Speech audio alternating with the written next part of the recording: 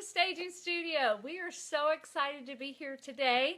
We are starting our 5-day business booster, and this week we're focusing on occupied consultations. Today we're going to give you the 5 magic phrases. One magic trick I can tell you about is having an awesome person on your team, and today I want to introduce Paul Butler. He does all of our occupied consultations. I'm telling you, he is a rock star. His clients love him. They don't just love him, they fawn over him. They send emails about how fabulous he is, write handwritten letters, give him gifts. I'm telling you, they are over the moon for him. So we're going to tell you how to get your clients over the moon for you. So one is just a total giveaway. You want to make sure that you start by introducing yourself. Have your business card ready. Don't be filing around in your purse trying to find it, but have your business card in your hand prior to ringing the doorbell. So that's not one of our 5 tips today. That's just for free. But starting with our 5 magic phrases, number 1, say something positive. You want to make sure that you're talking to your clients and winning them over. So when you get there, tell them, your neighborhood is so beautiful. You did such a great job with the color selections in your home. Whatever it is that you can find positive to say, make sure you let them know because they love their home. They've selected everything in it. It brings them a lot of joy, and no one likes to hear your baby's ugly. So you kind of make sure that you're communicating in such a way that they're able to hear that. And so you want to make sure that you're giving them a ton of positive feedback. So Paul's going to tell us number 2. Number 2, the best way to ease them into the whole process and winning them over is to ask them, is there a place where we can sit down and talk first? I don't want to just walk in and start barking orders and say this is wrong or that's wrong. You're already going to give them a lot of bad news. So try to win them over, sit them down, explain the process, explain what you're going to be doing so there's no surprises during the process. Win them over, compliment, like Julie says, compliment them on something positive in the beginning when you first meet them. But also try to get through to them through maybe their dogs or their cats or their children. Win them over, most important. And then number 3. Ask them. Well, wait, can I back you up for number 2? Of course, sorry. So on number 2, when you're asking if there's a place where we can sit for a moment first to talk, what else do you give them during that time? Thank you. I give them a folder with a lot of information inside, and I always tell them to refer back to that folder because, again, there is a lot of helpful and useful information inside that folder.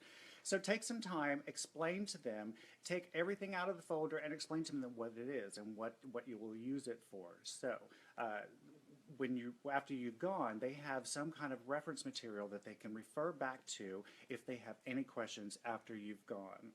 And then it makes them feel like they're getting something of value also when they leave. And I want you to stay tuned all week, but especially on Friday, we're going to be giving you free PDF downloadable printables on Friday of some items that we leave in our report.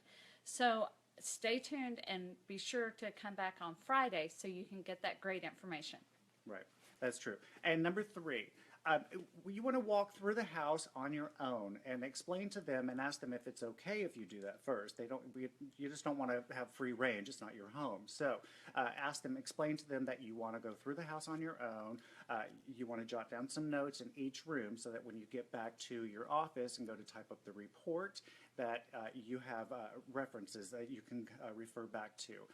So yeah, you want to explain to them also that because this isn't your home, you want to look at this house through a buyer's eyes, someone who's never been into this home before. Remember, when buyers are shopping for a home online or shopping for a home, they're going to go online first, and they're going to see the photos of the house before ever stepping foot inside the house. So you want to make sure that you look at this house the way a buyer would when they first entered the home. Yeah, and you also want to take control of the time. You don't want to hear every story about the grandmother's doilies and how she hand-stitched every little stitch within that, or the great aunt's dresser and how it came across on the Mayflower, or whatever the story is. They're going to want to share their history with you, and then you lose control of your time. And as a business owner, time is money.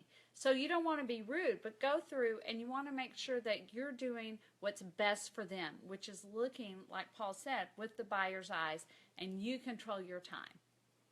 So number 4, this is a big one. You want to ask, are there any areas off limits? Let me tell you, this is very important because you do not want to open a door and walk in on a boyfriend sleeping in the bed like we have done. So you do want to make sure that you are not in those awkward situations. Or they might have the family pet, a cat or dog in the laundry room. You open the door and that cat bolts, and then you're spending your consultation time trying to hunt down the animals. So make sure you clarify that from the beginning. And number 5, is it okay to take photos to refer to later? This is important because it is their private space and you don't want to impose on them. Don't presume that that is okay. So ask permission first. Photos are great for several reasons. One, if you're going back and making a report, you have that photo to reference to help you recall everything. After you look at houses all day long, they kind of can jumble together. And then it goes in your report and your homeowner has that to reference knowing what to do. Also, you want to start now building your before and after portfolio. It's very important to show the contrast and the difference between when you were there and to when you left. So that is key to help you build your business, is showing that. If you only have beautiful after pictures, that's wonderful. Roll with what you got, but it's important to do the before and after. And then, a very top secret. Here's an insider tip that Paul always does, and I'm telling you, this is one of the many reasons people love him. So tell him your inside scoop. What I always do is I always try to sneak in a picture of their pet or a picture of their small child. And in the last frame of your report, I always include that little photo. And then I put on the, as far as the notes, what needs to be done in that room. Well, it's not a room, it's a photo of a dog or a cat or a child. And then I always put, give a big hug to Rover from me. And so again, it's whatever we can do to kind of win them over and get them on board, because you want them to implement any changes, recommendations that you have. The best way to do that is get them on your side. Which is awesome. I'm telling you, Paul is a dream. They so love him. So hopefully some of these tips will help you. And we did talk about if you're doing a report. Oftentimes you're not doing a report and you're just doing a hands-on. So you still need the before picture, then you fix it, make it look great, and then you do the after. So whatever type of consultation you're doing, make sure you ask first. Thank you so much for tuning in today. We hope you tune in tomorrow. Tomorrow we're going to be talking about 5 hacks to use to prepare for your occupied consultation. But just want to say the best tip of all is to have a wonderful person on your team like Paul. So he always does the greatest job. So thanks so much. Talk to y'all later. Bye. Bye.